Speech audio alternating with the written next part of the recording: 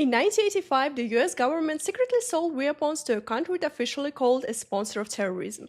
When the truth came out, the man who ran the sham walked into Congress and said under oath that he thought it was a great idea. 40 years later, the US is at war with that same country again, and in Congress, the same fight is happening all over again.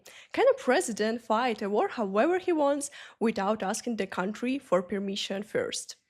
Let me be honest with you upfront. Most experts in 2026 compare this new Iran war to Vietnam and the two-war powers law from 1973, not to Iran-Contra. The parallel I'm about to show you is my own reading of the pattern. But every fact in this video is real and checkable, and by the end, I think you will see why the comparison makes sense. My name is Anastasia, I'm 18 years old entrepreneur and I run this channel about history and politics. Don't forget to subscribe and hit like. You can support the channel through the link in the description so content like this comes out more often. In the summer of 1985, Israel sent a message to the White House. Iranian officials were open to talks, and it might help free American hostages held in Lebanon by Hezbollah. At that time, the US had a full weapons embargo on Iran. Secretary of State George Shultz warned Reagan directly. He said they were falling into the arms for hostages business and shouldn't do it. Reagan didn't listen. Today, the trigger is different, Iran's nuclear program instead of hostages, but the shape of the fight is the same. In February 2026, the US and Israel launched a joint strike on Iran. Almost 900 strikes hit in the first 11 hours. Iran's supreme leader was killed in the opening hours of the operation. Congress got a notification, not real conversation beforehand. On August 20, 1985, the US sent 96 anti-tank missiles to Iran. Not one hostage came home. On September 14, they sent more, and that same day, one hostage was released. In November, they sent a shipment of anti-aircraft missiles too. By the end of the operation, Iran had received more than 2,000 missiles. Only 3 hostages were ever freed. 3 new ones were taken in their place. Shultz later called the whole thing a hostages bazaar. Reagan signed a document after the fact trying to legally cover a shipment that had already happened. His advisor, John Poindexter, later admitted he destroyed the document to protect the president. Congress has passed something called the Bond Amendment. It completely bans military help for the contrast rebels in Nicaragua that Washington was backing against a socialist government. The White House found a loophole. Officially, the National Security Council wasn't classified as an intelligence agency, so by their logic, the law didn't apply to it. Investigators later rejected that argument completely.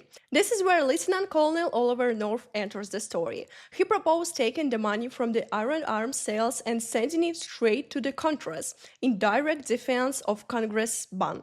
Along with a retired general named Richard Secord, he built an entire private network they simply called the Enterprise.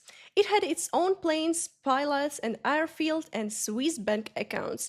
Over 2 years, almost $48 million moved through that network, and about $4.4 million on it ended up as commissions for the people running it. Under a US law from 1973, if a war lasts more than 60 days, the president needs Congress approval to continue it. That law started on March 2nd, right after the first strikes. On May 1st, the day the deadline hit, Trump sent Congress a letter. He wrote, "On April 7, 2026, I ordered a 2-week ceasefire. There has been no exchange of fire since that day. The hostilities that began on February 28 have terminated." In that same letter, he admitted Iran's threat hadn't actually gone away. His defense secretary explained the logic even more bluntly. He said, "We're in a ceasefire right now, which means the 60-day clock pauses." Trump went further and called the entire war powers law unconstitutional. The problem is, 5 days after the ceasefire event started on April 13, the US launched a full naval blockade on Iranian ports. That blockade was still running on May 1st, the exact day Trump told Congress hostilities had terminated. A blockade is widely treated as an act of war on its own. Senator Richard Blumenton put it simply. He said there is no pause button in the Constitution and there is no pause button in the War Powers Law either.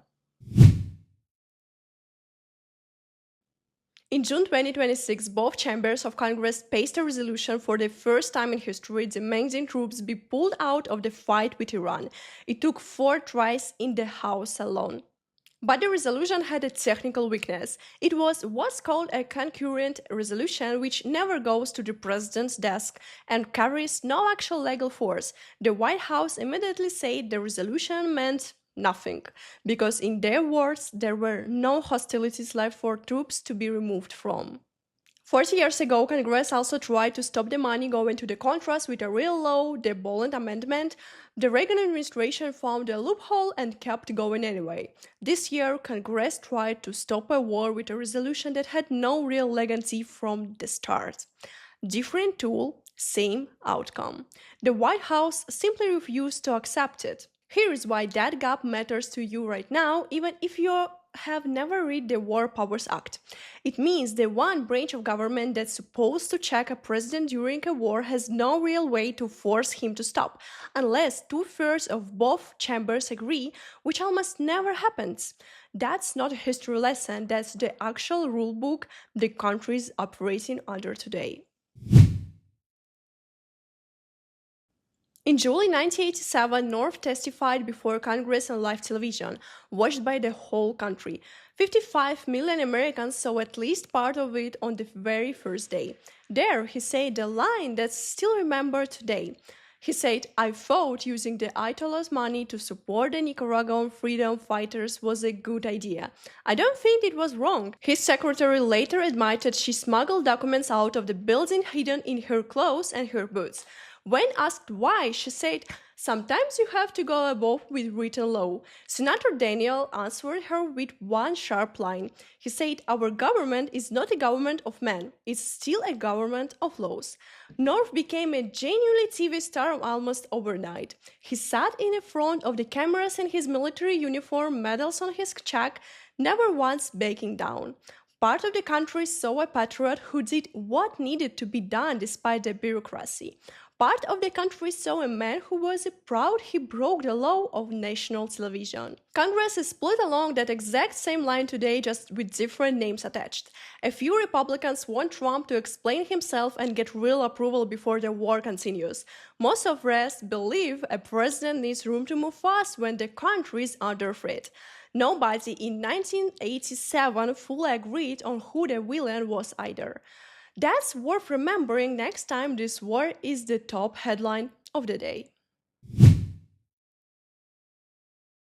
Of the 14 people charged in Iran-Contra, 11 were found guilty, but 2 of those convictions were overturned on appeal.